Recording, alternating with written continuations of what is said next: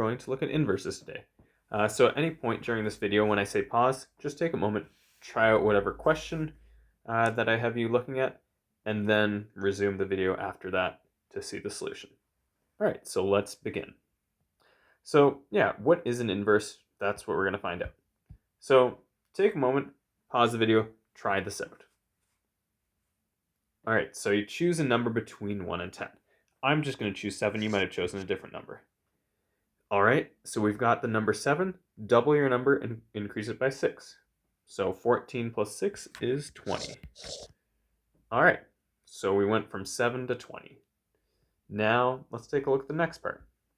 So whatever your answer was, stick it into this little machine, see what happens. We're going to take 20. I'm going to see what happens if we multiply it by 1. Well, that's just 20. Subtract 3 twice. So 17, 14, divide by 2, 7. And wouldn't you know, that is the exact number that we had started with. So our original input became some answer, and then that answer became the original input. And that's exactly what an inverse function is going to do. So the inverse function is just the reverse of the original function. So it just takes whatever outputs you have, so whatever answers you might have come up with, and it tells you, well, what was the original input? What was the original thing that I stuck into that function? Or another way of thinking of it, it just undoes what the original function has done. And we're going to see how to actually come up with it using inverse operations of the original function. And essentially, we're just going to reverse the order to be able to get that. In terms of notation, you already see it a little bit over here. So if you have the function f taking some x to some y, well then f with the little -1, that's actually the inverse. And that's going to take your answers and bring them all the way over to your set of inputs. All right, let's continue on. So yes, again, function does something, the inverse just undoes it. The function here maybe is building a sandcastle, the inverse will unbuilds it, destroys it. And again, we've thought of functions as like a vending machine. You plug in some number into the vending machine, out comes out something. So maybe I put in A1, and well, what do you know? I get a Pepsi. The inverse function,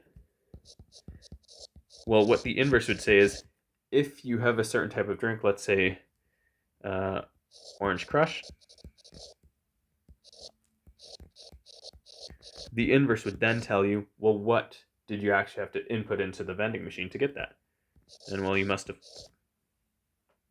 typed in B2 into the vending machine. Okay, so yeah, in terms of notation, as I mentioned before, but this is the notation f with that -1 in the exponent.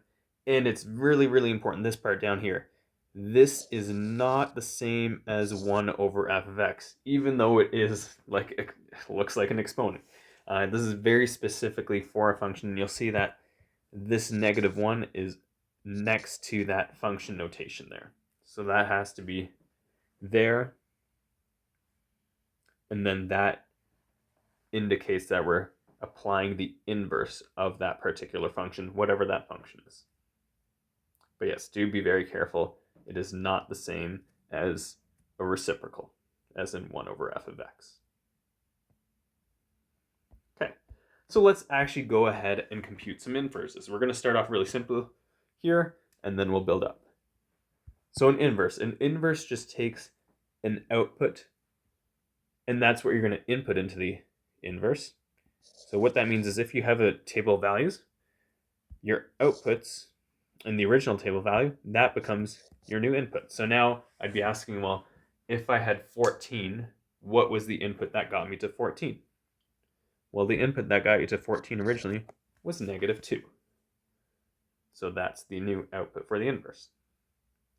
Next, your next output was 10. So that's going to be my new input. Then I ask, well, what got me to 10? Just -1. And what you'll see is all these outputs are just going to be, or sorry, all these inputs for x are just the outputs that I have on the left there. Don't need that final row. And then all the y values, well, all the y values are just the x values. So all we've actually done here is we've essentially just flipped x and y, those values. Let's try that with another few examples. So when we were looking at functions, we looked at these maps. Essentially, it's like a table of values, but just another way of thinking of functions. It takes something from x and maps it to y. So now what we're going to do is we're going to look at, well, what's one of these outputs? That'll become an input for the inverse function. And well, what brought us to -3? Well, it was -2 that brought us there. So now we're going to map to -2. Okay, and repeat that. So we have 6, and what brought us to 6? Well, -4. We have 8. What brought us to 8? And we're going to have to be careful here, because both the number 1 and the number 5 bring us to 8. So both 1 and 5 are going to be outputs of 8 here. This also means that f inverse is not a function. Because if we look at that number 8, the number 8 itself has 2 outputs. So 1x has 2 y values. That does not pass our definition of a function. Let's continue. So take a moment, think about this one. So 8 goes to -pi. The inverse will take -pi and bring it to 8.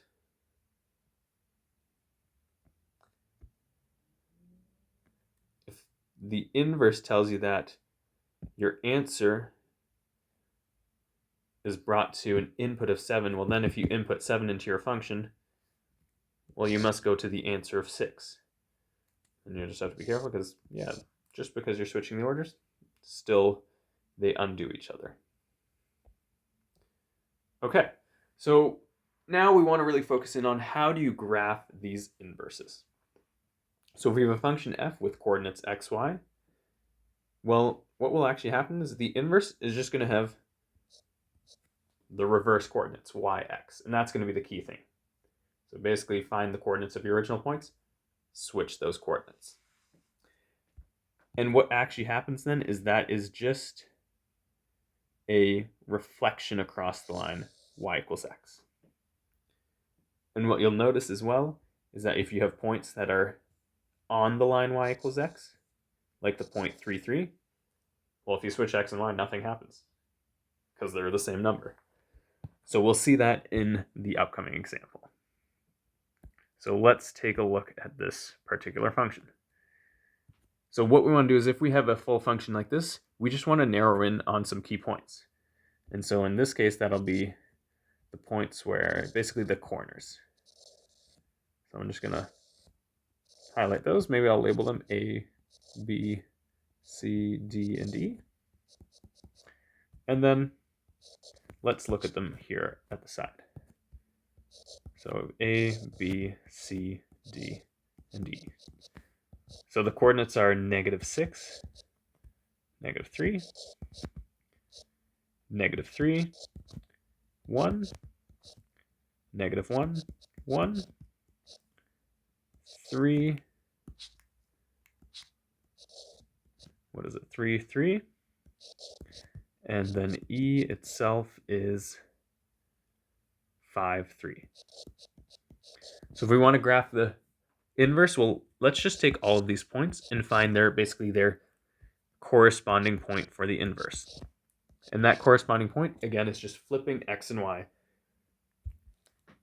So just as we saw in those table of values before, just as we saw with the mapping diagrams, essentially x and y are switching spots because we're taking our outputs and giving the inputs now.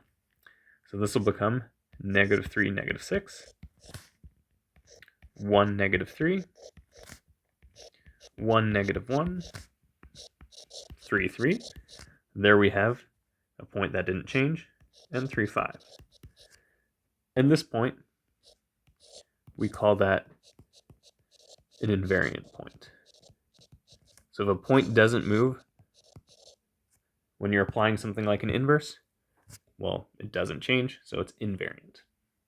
So let's now plot this inverse. So what we're going to do is we're going to plot these points, and then we're going to just basically connect them in the same way we connected before. So -3, -6,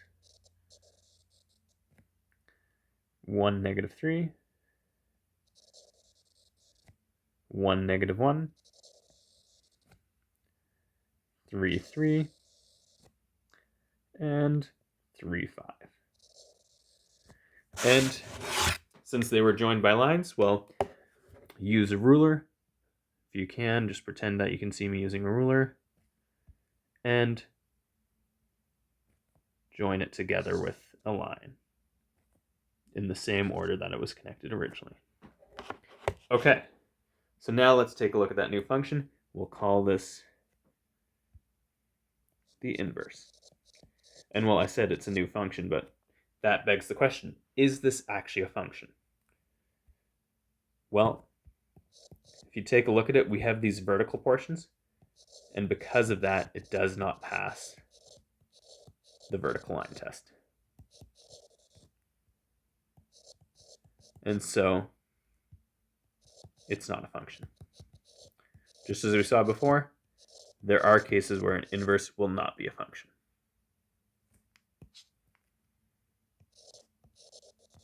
Okay, so let's continue onwards. Let's see what else we have. So if f of x is a function, is f inverse always a function? Well, the answer is no. So really, we shouldn't be using function notation there, since it's not always a function. And there's some examples of the one we just drew. Even x squared. If you were to look at that, looks something like that. When you invert it, what actually happens is it kind of tilts on its side like this. And we'll look more at that in the next lesson. But essentially because of that, it does not pass the vertical line test.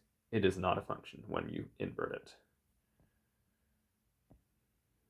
Okay. So next we might want to know a little bit more about the domain and the range of these inverse functions. That's something that we typically look at with functions. So what happens to their domains and ranges? Well, actually, it's not too bad. We've just been talking about x and y basically changing coordinates. So what do you know for the domain and the range?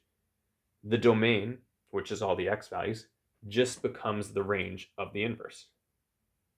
The range, which is all the y values, well, that's now going to become all the x values, so that's just going to become the domain of the inverse. So just be very careful about that, but that's essentially what this is saying. So domain of f of x is the range of the inverse. The range of f of x is the domain of the inverse. Okay, so this is kind of the big process that we're going to want to make sure we have fully down by the end of this lesson, and after some practice, of course, too. So what we want to do is we want to be able to find actual equations for these inverses. So we've looked at mapping diagrams, we've looked at tables of values and graphs. There you just switch x and y, and then you can very quickly get your inverse.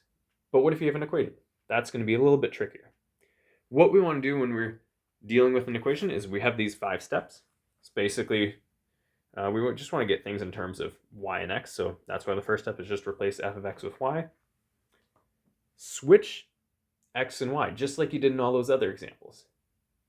We're going to switch x and y in the actual equation. Then we basically just want to rearrange the equation for y. Once you get an equation y equals 2, well, then it's just a matter of just doing a quick little check. Is that actually a function? And if it is, then you can use function notation.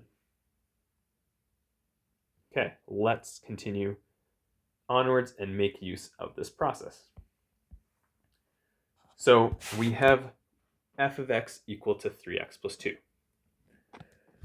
So what we're going to do is I'm going to label roughly the steps here as we go.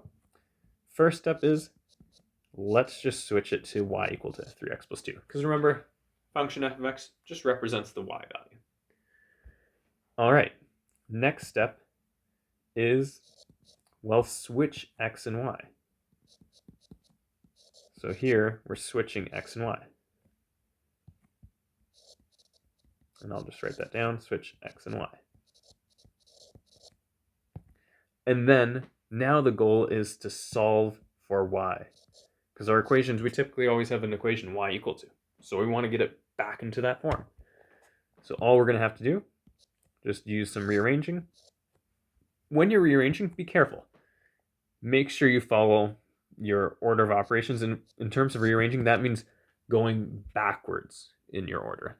So how we sometimes call it is just reverse BEDMAS, basically.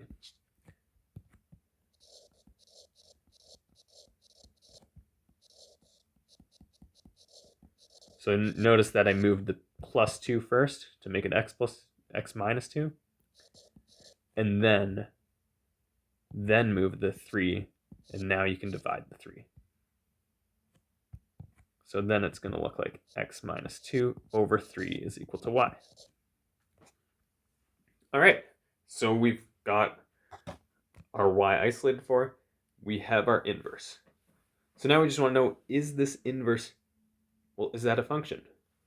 Well, if you actually take a look at this, x minus 2 over 3, you could think of it as, I'll write it just kind of separately down here, x over 3 minus 2 over 3.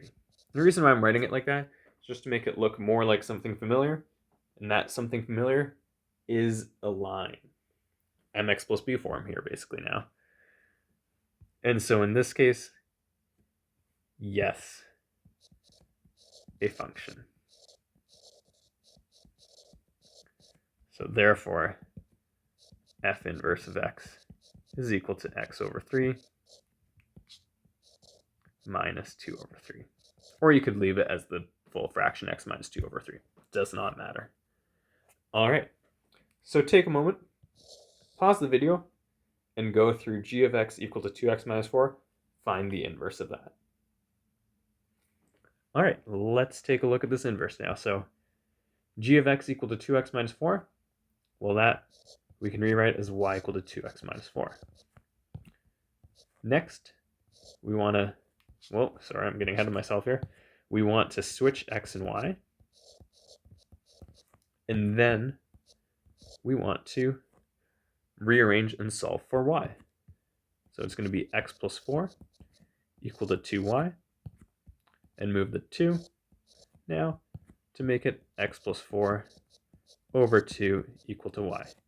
And just like the last one, well, again, this is a function, so therefore f inverse of x is going to be equal to, this one I'll just leave as a fraction, x plus 4 over 2. And there we go. All right, let's just take a look at just a little bit more. So yeah, is the inverse of a linear function always linear? Take a moment, pause, think about that.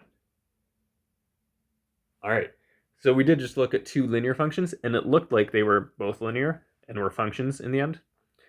This is actually not always true.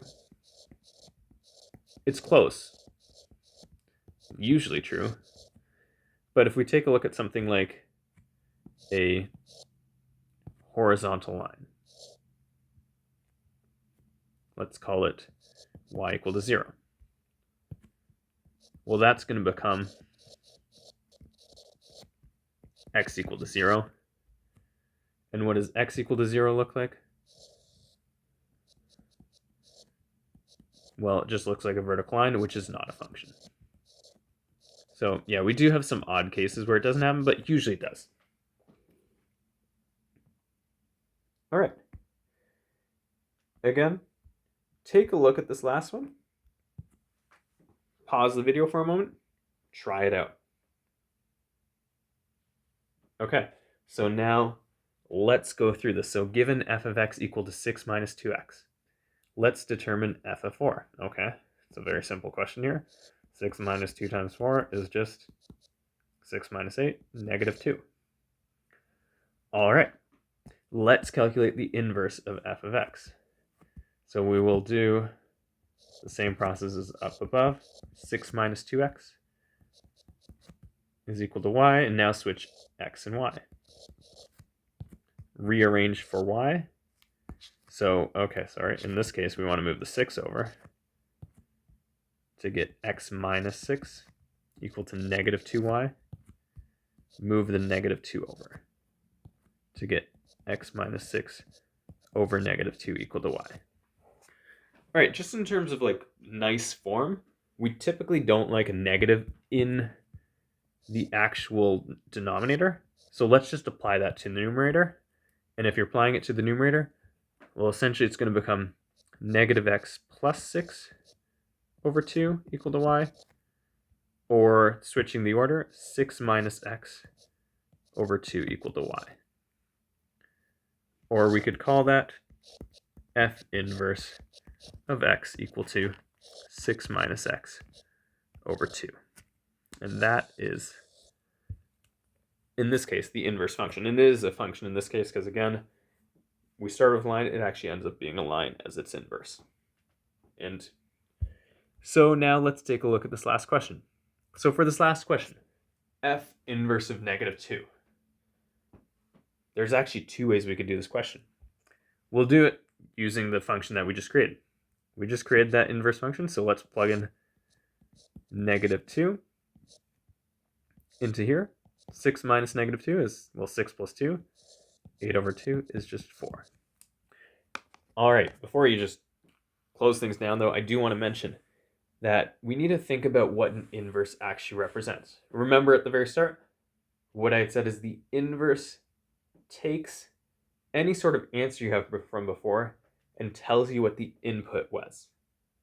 Well, take a look at this one. We had an answer of negative 2. That actually matched our answer up here of negative 2. What was the input we had up there? 4. What's the answer we get down here? 4. So it's matching with that. So actually, we didn't need to do that work. We had the answer to the inverse right there up above. All right, that's everything for this lesson.